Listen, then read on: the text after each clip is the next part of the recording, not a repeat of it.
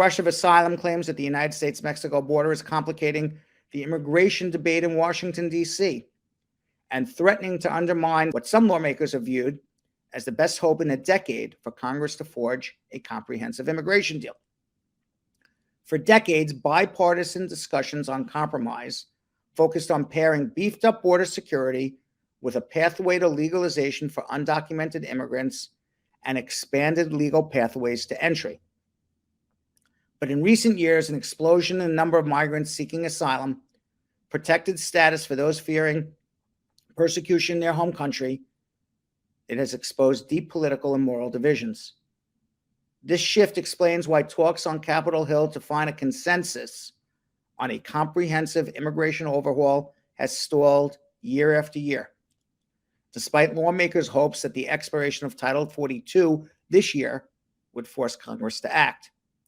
But it doesn't look like Congress is going to act.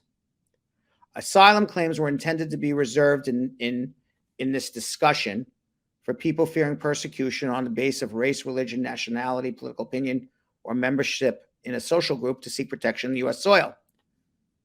But in the past couple of years, asylum has increasingly become a go-to tactic for migrants with no other options to enter the United States and who know it can take years and years and years before their case is heard to file asylum claims, even if unfounded. According to data analyzed by the Transactional Records Access Clearinghouse at Syracuse University, pending asylum claims before the immigration courts have grown more than sevenfold over the last decade, forcing the issue into the center of the congressional debate. And in recent months, Republicans and Democrats have embraced radically different positions on how to address abuse in the asylum system.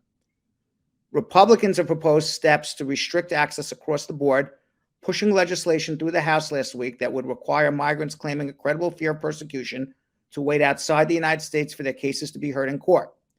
They only narrowly stopped short of approving language that would have shut down the asylum system if the United States ran out of detention beds. Democrats have largely gone in the other direction, embracing a right to seek asylum protections as intrinsic to the character of the United States and calling for expanding other pathways to legal immigration to alleviate the strain.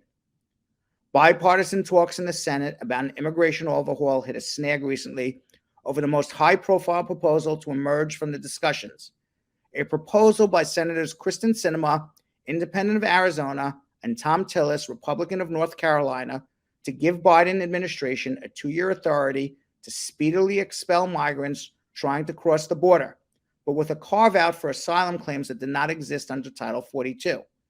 Sinema and Tillis have said that they saw their proposal, which has earned some support from Republicans and moderate Democrats in the Senate and House, as a potential centerpiece for a broader bill that would include border security measures and a pathway to citizenship for unauthorized migrants brought to the United States as children.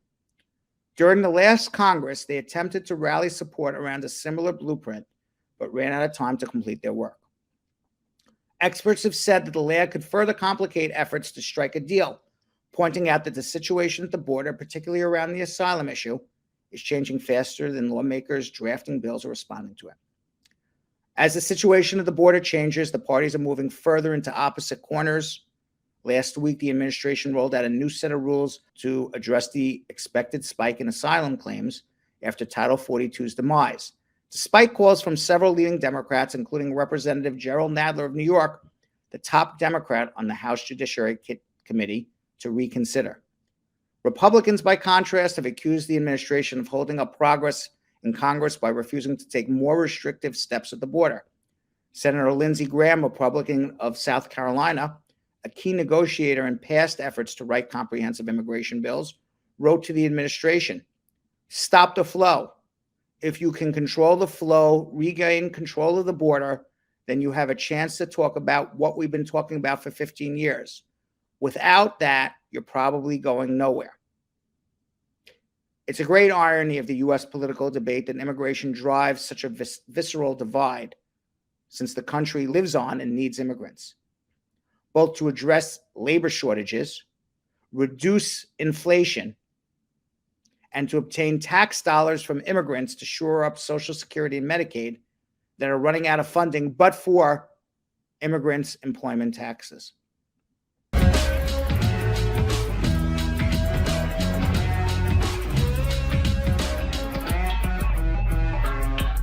Thanks for watching. For more Brad Show Live, like and subscribe to our YouTube channel.